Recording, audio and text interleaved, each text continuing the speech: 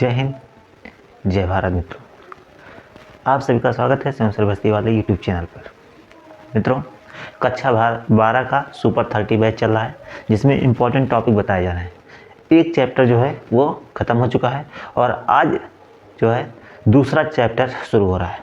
तो सबसे पहले आप क्या करिए भैया, शेयर कर दीजिए, लाइक कर दीजिए और कमेंट करना शुरू कर दीजिए। आज जो स्टार्ट करने वाले हैं भैया वो क्या है, मानव जनन है। क्या है, मानव जनन, यानी मनुष्य के बारे में पढ़ेंगे। मनुष्य कैसे जनन करते हैं इसके बारे में पढ़ेंगे।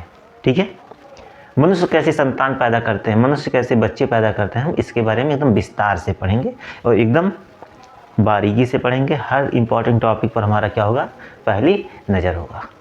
ठीक है, तो सबसे पहले हम आप लोग को बता देते हैं, मनुष्य यानी मानव ये लैंगिक जनन करता है। कौन सा जनन करता है भैया, लैंगिक जनन। जनन कितने प्रकार के होते हैं, जनन 2 प्रकार के होते हैं, लैंगिक जनन और अलैंगिक जनन। ठीक है, तो जो मनुष्य होता है अर्थात जो मानव होता है वो क्या करता है भैया, लैंगिक जनन करता है। ठीक है, अर्थात क्या, मानव में नर और मादा दोनों क्या होते हैं, अलग अलग होते हैं। और मानव जो है ये कौन सा प्राणी है, एकलिंगी प्राणी है। कौन सी, एकलिंगी प्राणी। देखिए, जो लैंगिक जनन करते हैं उसमें भी 2 प्रकार के होते हैं। एक होते हैं क्या, एकलिंगी, और दूसरा क्या होते हैं, द्विलिंगी। एकलिंगी का मतलब होता है क्या, जिनमें नर और मादा क्या हो, अलग अलग हो। ठीक है, नर अलग हो और मादा अलग हो। और द्विलिंगी का मतलब होता है क्या, जिनमें नर और मादा एक ही बॉडी में, एक ही शरीर में उपस्थित हो। समझ में आ गया ना इतनी बातें आपको। ठीक है, चलिए, तो नर में नर युग्मक का निर्माण होता है और मादा में मादा युग्मक का निर्माण होता है।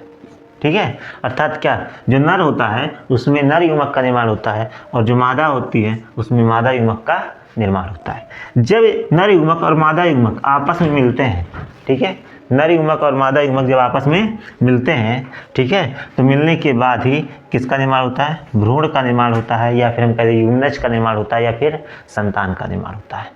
तो जब तक नर युग्मक और मादा युग्मक नहीं मिलेंगे, निषेचन नहीं होगा, संलय नहीं होंगे, तब तक भ्रूण या संतान का निर्माण नहीं होगा। ठीक है, मानव निषेचन को यानी मानव जनन को हम 3 भागों में बांट सकते हैं। कितने भागों में बांट सकते हैं, पहला क्या है, निषेचन से पूर्व की घटना।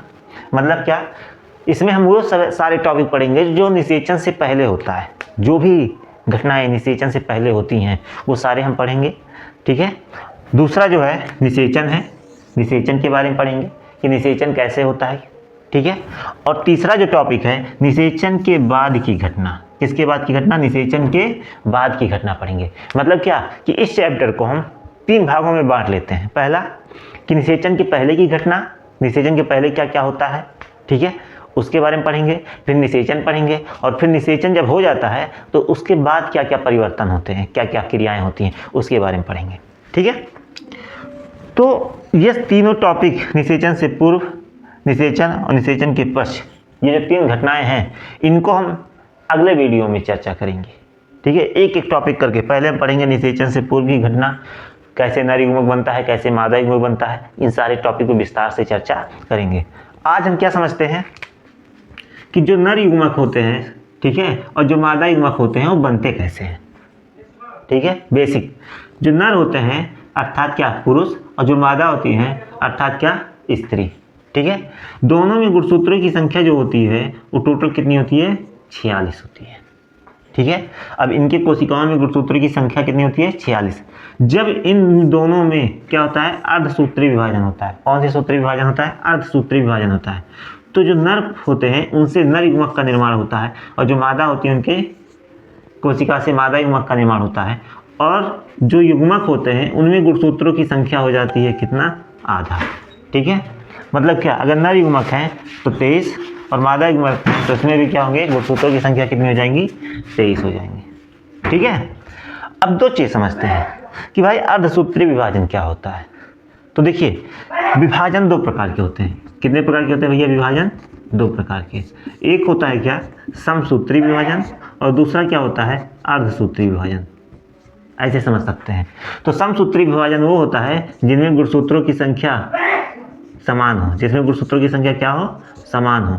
ठीक है। जैसे मान लो कोई कोशिका है जिसमें 46 गुणसूत्र हैं और अगर इसका विभाजन हो रहा है, विभाजन के बाद भी दोनों कोशिका में गुणसूत्रों की संख्या क्या हो, बराबर हो, यानी 46 ही हो, तो इसको हम क्या बोलेंगे, समसूत्री। और अगर कोशिका विभाजन के समय गुणसूत्र की संख्या आधी हो जाती है, यानी 46 है तो 46 में से कितना हो जाए, 23 हो जाए एक कोशिका में, 23 एक कोशिका में, तो इसको अर्धसूत्री बोलते हैं। ठीक है। तो अर्धसूत्री विभाजन जो होता है वो युग्मक निर्माण के समय ही होता है। ठीक है।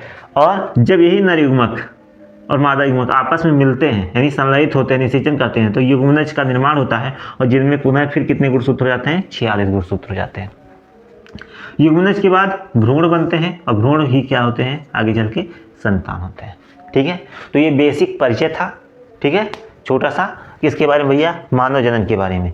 कल हम पढ़ेंगे, क्या पढ़ेंगे भाई, निषेचन से पूर्व की घटना। ठीक है। और इसमें हम नर तथा मादा दोनों के बारे में पढ़ेंगे। ठीक है। और फटाफट भैया देखिए, जिन लोगों को नोट्स चाहिए आप कमेंट में बता दीजिए कि हमको सर नोट्स चाहिए, जितने भी इंपॉर्टेंट क्वेश्चन हैं जो आप बनाए हैं नोट्स इंपॉर्टेंट क्वेश्चन की, उसकी हमें ज़रूरत है, कमेंट करिए तो आपको मिलेगा, जो कमेंट करेगा उसी को मिलेगा। ठीक है। तो फटाफट क्या करिए भैया, कमेंट कर दीजिए कि हमको इंपॉर्टेंट क्वेश्चन चाहिए। ठीक है। तो आपके पते पर या आपके स्कूल में उस नोट्स को भेज दिया जाएगा। ठीक है। तो इसी के साथ जय हिंद, जय भारत।